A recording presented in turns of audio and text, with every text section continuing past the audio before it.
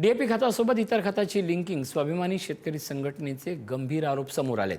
PPL कंपनीवर कारवाई करण्याची मागणी होती आहे। आगामी खरीप हंगामासाठी वाशिम जिल्ह्यात 2151 मेट्रिक टन खत उपलब्ध झालं असून त्यामध्ये डीएपी 492 मेट्रिक टन, 19-19-19 खत 480 मेट्रिक टन आणि युरिया 1173 मेट्रिक उपलब्ध झाला आहे। मात्र डीएपी खतासोबत खताची लिंकिंग होत असल्याचा आरोप स्वाभिमानी शेतकरी संघटनेने केला आहे। या संदर्भात दामू इंगोले यांच्याशी बातचीत केली आमचे प्रतिनिधी देव इंगोले यांनी।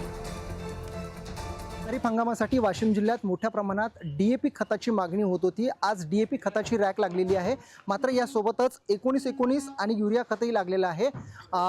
जर बघितलं गेलं तर वाशिम जिल्ह्यामध्ये आजच्या रॅकमध्ये डीएपी खत हे 492 मेट्रिक टन, तर यासोबत 19-19 हे खत 480 मेट्रिक टन आणि 1173 मेट्रिक टन युरिया खत हे उपलब्ध झालेलं आहे। मात्र या डीएपी खतासोबतच जे 19-19 हे खत आलेलं आहे, या खताची लिंकिंग करून दुकानदारांना विक्री केली जात असल्याचा आरोप हा स्वाभिमानी शेतकरी संघटनेकडून करण्यात आलेला आहे। दोन्ही खतं समप्रमाणात कशा आलेल्या आहेत असा देखील प्रश्न इथे उपस्थित झालेला आहे। आपल्यासोबत स्वाभिमानी शेतकरी संघटनेचे युवक प्रदेशाध्यक्ष आहेत।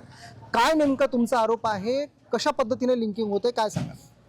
वाशिम जिल्ह्यामध्ये जे डीएपी आलंय 492 मेट्रिक टन, तेवढंच 19-19 सुद्धा 492 मेट्रिक टन आपल्या जिल्ह्यामध्ये जवळपास आलेलं आहे। याची लिंकिंग ही खाली दुकानदाराला करते कंपनी आणि ती शेतकऱ्यापर्यंत जाते। याचा भूदंड हा शेतकऱ्याला लिंकिंगचा पडा लागला आणि राज्याचे कृषी मंत्री यांनी सांगितलं होतं की लिंकिंग करता येणार नाही आणि त्यांच्या स्वतःच्या पालक असणाऱ्या वाशिम जिल्ह्यामध्ये मात्र कंपनी दिवसाढवळ्या लिंकिंग करायला लागली। ही परिस्थिती या जिल्ह्याची झालेली आहे। पालकमंत्र्याचा, कृषी मंत्र्याचा पालक जिल्हा असताना सुद्धा या जिल्ह्यात जर लिंकिंग होत असेल तर हे आमच्यासाठी दुर्दैवाची गोष्ट आहे। आमचे कृषी मंत्र्याला विनंती आहे, या पीपीएल कंपनीवर ताबडतोब गुन्हे दाखल झाले पाहिजे, ही आमची मागणी आहे। आणि जे मटेरियल 19-19 आहे मिक्स मधलं, हे सप्लाय होता कामा नये, फक्त डीएपी शेतकऱ्याला गेलं पाहिजे। देव इंगोले, पुढारी न्यूज, वाशिम।